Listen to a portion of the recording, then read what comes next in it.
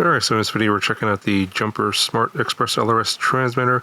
This is a budget entry-level transmitter targeted towards beginners.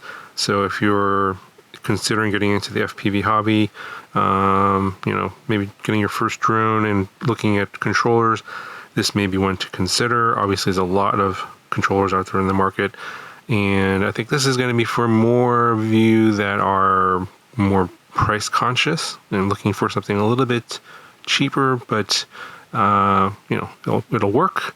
You don't really need all of the fancy features, but if you are someone that is probably going to be a power user at some point in the future, you're probably going to want to look at something like the Radiomaster Pocket instead.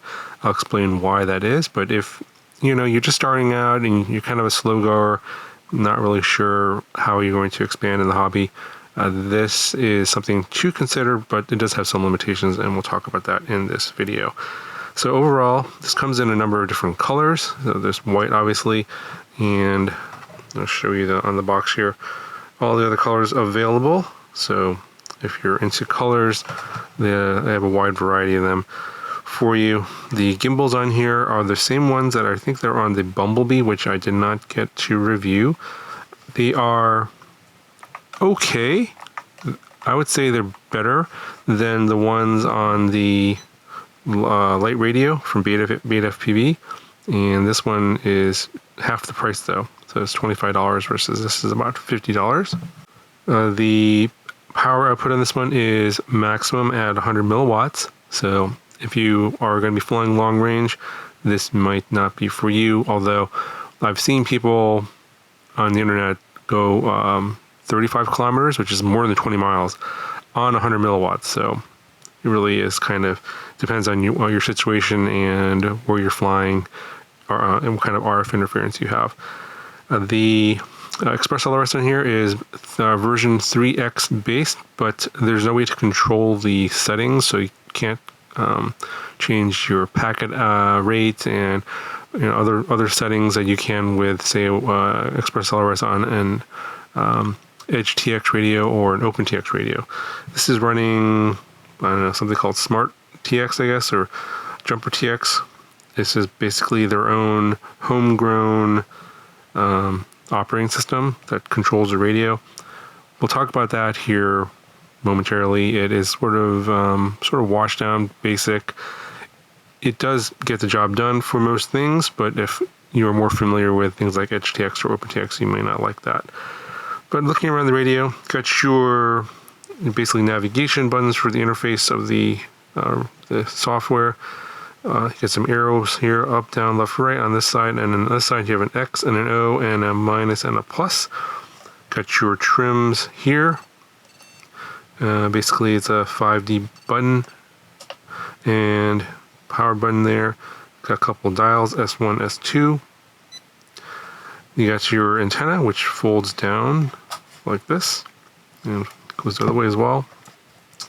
And you got your trainer port over here, your USB-C port for charging, and also for connecting to simulators on your PCs. You have momentary switches here on the right and the left, SA and SD. 3 position switches here, SB and SC over here on the shoulder, and then you have your latching switches here, SF and SE over here on the back. Got your grips here, and you have your battery cover, 18650 lithium ion cell. That's not included, and I just happen to have one lying around and put it in there. Battery life on this one is pretty crazy. I've been using this for a week now, on and off, and it's still at 4.1 volts, so yeah, it's battery life is pretty good on this one. For the rest of the stuff that you get in the box, you get a neck strap, of course, USB-C charging cable, also for your simulators. You get a little QR code card. I think this is for the full manual, and then you have a quick start manual here. I'll show you that here in a second.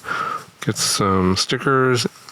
You get some spare springs for the gimbals, and here is the manual. It's in English and in Chinese.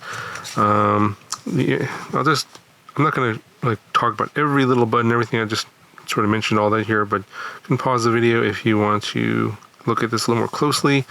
And then here is some of the stuff on the interface, like the receiver signal, transmitter battery level, etc.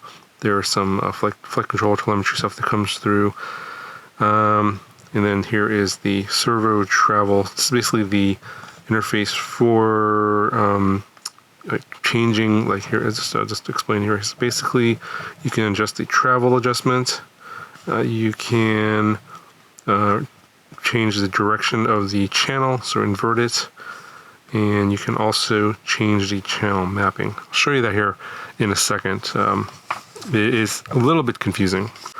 There's a mixer selection here on this one page. I would just leave it on this. This looks like a normal airplane. There is one for like a quadcopter, but doesn't seem to map with our traditional quadcopters. And then this is the main system menu.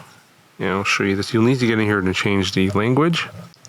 To get into the main system menu, you're going to press either down or up. So you're going to, or left or right. So the up or down and left, right will get you into these menus. So basically, this is the main interface here. You can see the little switches indicators here. So if I press down on this one here, you can see that this one changes. You get your 3-position switch. There's little indicators there. And then you can also see the gimbals changing as well as here. You can see that the stick movement. To get into the menu, I think basically the easiest way is to press the left button. And this is the main menu. This will be in Chinese out of the box. I think this is mainly targeted towards the Chinese market. And then to be able to select the language, which is the fifth one down, long press the X button. And then this will highlight, and you're going to press down. And I believe then you're going to hit the plus and minus button here. So there we go. So it's going to be in Chinese like this out of the box. And then you just press up, and then it'll change it to English. And then to exit out of here, I think you just press the X button here, and then back into the main interface, hit the right button. Now that you get to the, this is the channel mapping. So out of the main screen, instead of going left for the main menu, you go right to this channel mapping. And again, to select these things, so you can change, you can move these around. So for example, on mine, channel 5 was mapped to, I think it was, this one here, SA, which is a momentary switch. So I moved it to channel 10. And so basically out of the box, it came, channel 5 was SA, channel 6 was SB, etc., just all the way down. But on Express ELRS, you want your arming switch on this aux channel here is channel 5, which I moved to SF, which is right here. And you can see this is a 2-position latching switch, and that's where you want it. So in order to do that, you have to long press the X button, and then that will highlight this red. I believe it's up or down. Yeah, okay, so you go up or down here on this left side. You go here, and then you select that channel, and then think it's plus or minus.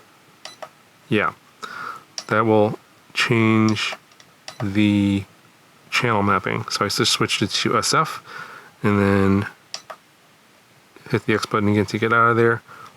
And you can see now, it has been changed.